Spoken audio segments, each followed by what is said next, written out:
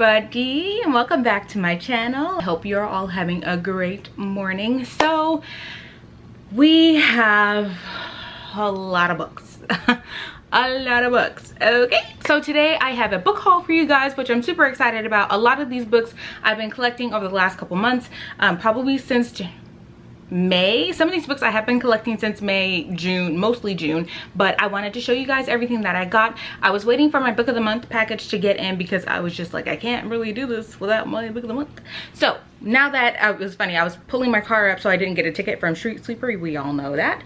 And the mail guy I saw the big blue box and I was like, that box right there, I'll take that right now. But yes, so I'm sweating, it's hot, we got a lot of books to go through, so let's just get into the video. So the first book that I got was The Taking of Jake Livingston by Ryan Douglas. So this book, it is about a kid named Jake who can see the dead, and he is really struggling with having that ability. He is seeing somebody who is helping him navigate through that so he can understand the dead a little bit more. But there's also a ghost named Sawyer who is maybe responsible for the deaths of kids happening in a school, because Sawyer was actually a school shooter. He killed a lot of students, and Jake is seeing these students, and he's also seeing and being haunted by Sawyer. Sawyer's biggest goal is he wants to take over Jake and finish what he started, basically. You do see Jake going through a lot, and I mean a lot, and my heart just breaks for Jake throughout this entire book because he's just so misunderstood.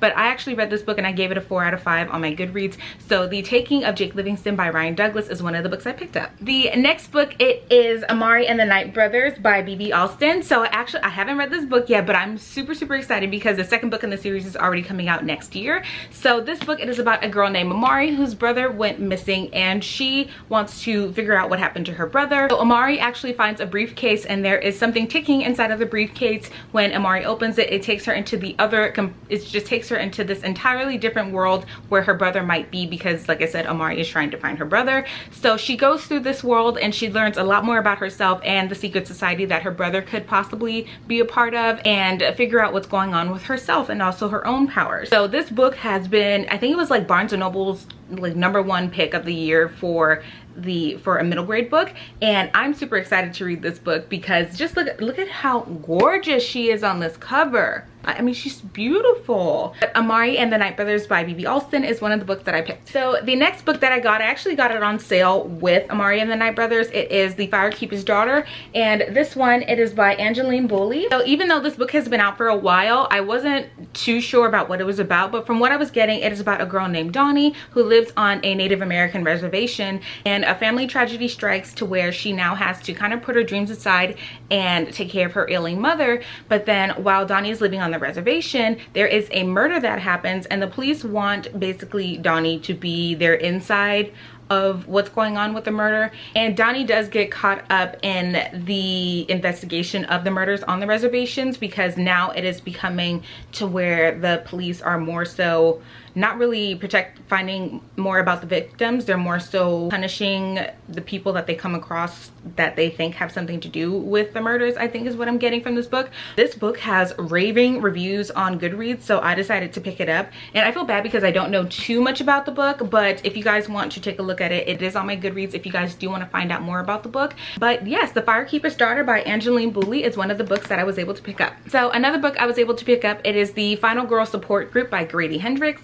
I've never read any of Grady Hendrix books, but this book, it is about a group of girls who are survivors of mass tragedies, and they have a support group, therapy group session to where they discuss the traumas of everything that happened in their situations. But then one of the girls that's in the group goes missing, and their worst fears are confirmed to where somebody actually found out about the support group, and they plan on killing all of the girls in the group. But I thought this was going to be a really interesting read because like I said, I've never read anything by Grady Hendrix. I know that he does have the Southerner's Guide to Killing Vampires, I think is what the book is called, and then there's another book by Grady Hendrix where, oh yes, it was My Best Friend's Exorcist. I do have that book. I haven't read it yet, which I don't even know why I haven't read it yet, but I'm gonna read it, I promise. So The Final Girls Support Group by Grady Hendrix is one of the books I picked up. So the next book that I picked up, it is Fangs by Sarah Anderson. And can we just pause for a second about how beautiful beautiful this book is. So the book, it does have, it's kind of like an old-timey, like a first edition type book, to where it does have the cloth covering. Our main character, she is a vampire, and then her love interest, it is a werewolf. So it is a graphic novel that just goes through their love story, and it's honestly just like the cutest thing ever. And the main character, she reminds me of Marceline from Adventure Time, so that is partially why I picked up this book. But it is gorgeous. But you guys probably can't see it, but on the inside it says, "I want your love," but it's crossed out and says blood at the bottom, which I thought was cute. I wanted to add this to my collection, honestly, just because this is like one of the prettiest books I've ever bought ever. So Fangs by Sarah Anderson is one of the beautiful books that I picked up. Another book that I picked up, it is Not Even Bones by Rebecca Schaeffer. So this cover gives me Stephen King, Robert Pattinson, oh wow, James Patterson. Sorry. So it gives me Stephen King, James Patterson vibes, and like, I don't know why, but this cover reminds me of just like a book that was published in the 90s. I don't know. But this book, it is about a girl named Nita. She does autopsies on supernatural creatures, and her mother is a slayer of supernatural creatures. She goes and she brings her daughter Nita the bodies, and her job is to harvest the organs so her mother can sell them to like the highest bidder, kind of like a organ black market in the supernatural world. But her mother one day brings her a live specimen, and he's a boy, he's young, and apparently he's very, very rare. So her mother wants to sell his organs to her boss, which is like a super dangerous person. And Nina tells her mother, "No, I'm not doing that. Like, no, he's a kid, he's alive, what the heck?" And her mom's like, "Fine, you take his place." So Nita's mother actually sells her to her boss as kind of like punishment for not doing what she told her. The catch is, Nita's mother doesn't just sell her just to sell her. Nita's mother sells her because she is also a supernatural creature, and she's worth just about as much. So now Nita finds herself locked in a cage, and she is faced with the decision of basically use the powers that she has to get advantage and get out of her situation, or just stay and die. Obviously, I don't think Nita is gonna sit there and take it, and after your mother just sold you because you're worth a lot, no. Betrayal is a bloody business is what is on the cover of this book, so I'm here for it. But Not Even Bones by Rebecca Schaeffer is one of the awesome books I picked up. So another book that I picked up, it is a middle grade book, and it is Hide and Seeker by Daka Herman. So this book, I kind of saw it on Olivia Reads a Latte. I'm just going to read you guys a little bit of the synopsis because I figured it would explain it a lot more better than I could. As Justin knows that something is wrong with his best friend. I went up the hill. Z went missing for over a year, and when he came back, he was different. Nobody knows what happened to him. The hill was muddy. At Z's welcome home party, Justin and the neighborhood crew play hide and seek, but it goes wrong. Very wrong. Stomped my toe. One by one, everyone who plays the game disappears, pulled into a world of nightmares come to life, and made it bloody. Justin and his friends realize this horrible place is where Z has been trapped, and all they can do is hide from the seeker. Should I wash it? So like I say that in between because, you know, like it has like, I went up the hill was muddy, stomped my toe, and made it bloody. Should I wash it? I think it's a rhyme. I was a little terrified when I saw this cover, and I was like, this is a middle grade book, but okay. I was super excited to see that they have like a really cool horror kids book where it's our all-time favorite game, hide and seek, with a little bit of a bloody twist. So Hide and Seek by Daka Herman is one of the books that I picked up. So another book I picked up, it is Ace of Spades by Farida Abike Ayamide.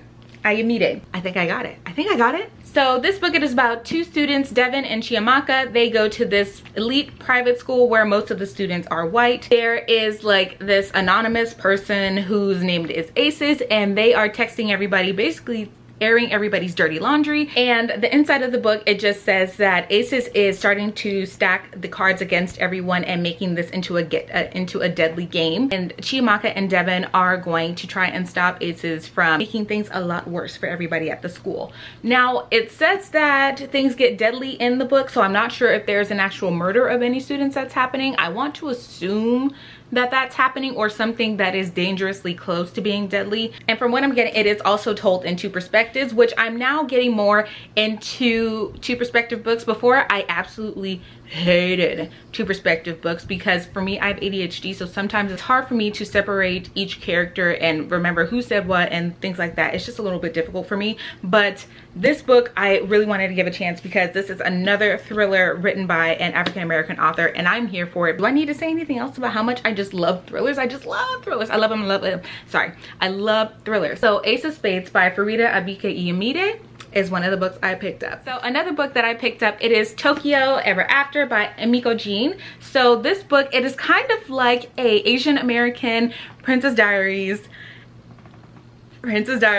Need I say more? So this book, it is about a girl named Izumi who is basically living her life. She's got her best friend, she's got her mom. What else does she need in life? But Izumi figures out a clue to who her father is, and come to find out, he is the crown prince of Japan, which means that Izumi is a princess of the blood. So after figuring out who her father is, she's flown out to Japan to meet her father and then meet I guess the court of Japan and take her place in the royal society. She also has a very nice love interest who is a bodyguard, because we all love the bodyguards. Hello, the bodyguard with Whitney Houston.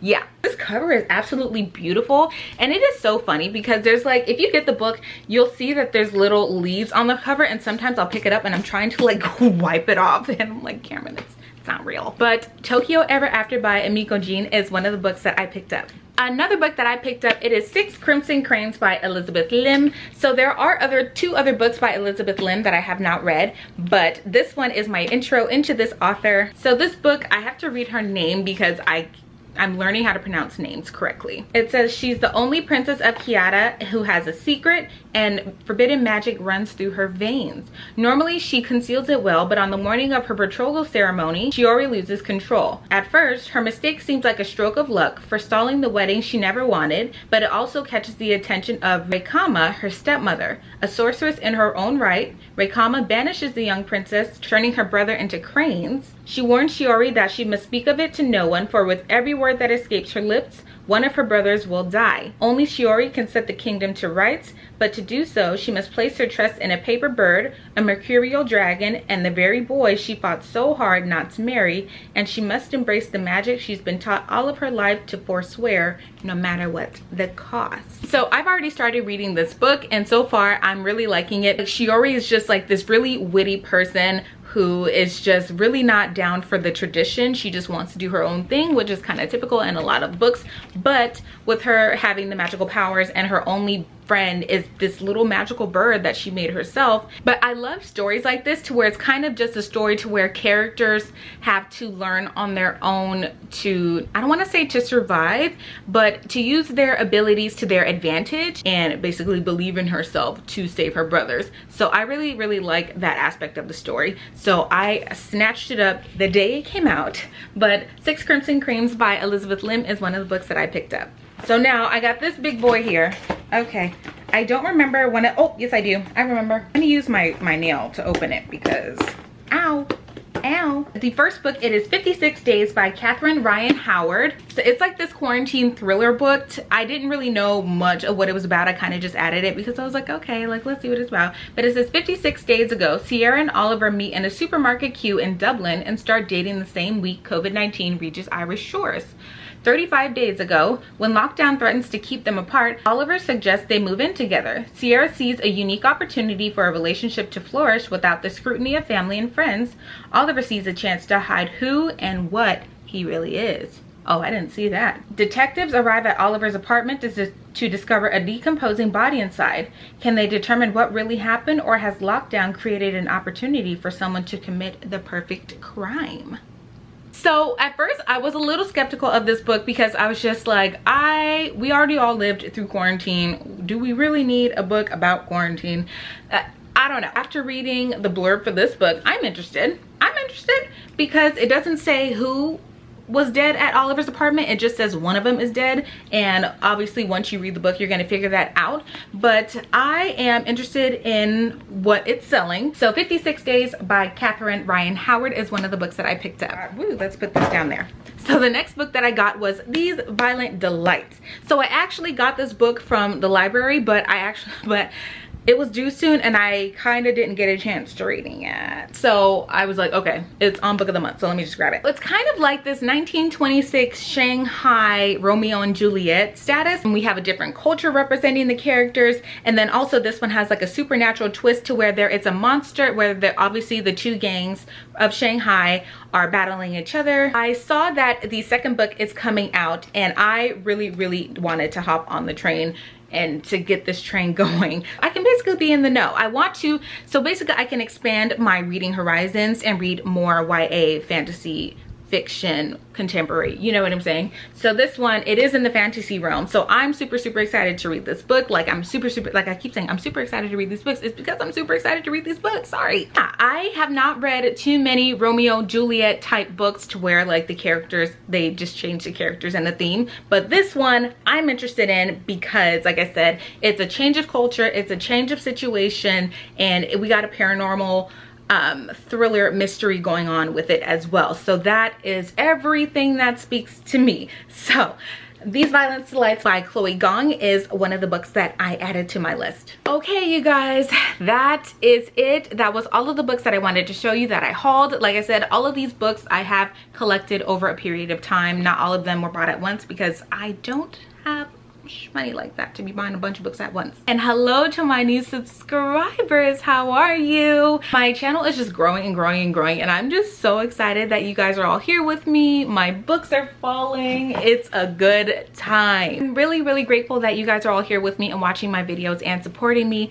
I genuinely have, I'm speechless. I have no words. But that is it for the video, you guys. I hope you all enjoyed this video. Let me know in the comments down below what other videos that you guys would like to see, and let me know if you guys have any other book recommendations for me, or if you have any books that you want me to recommend you. Let me know so I can get that going for you all. But thank you all, and I will see you all in my next video. Bye.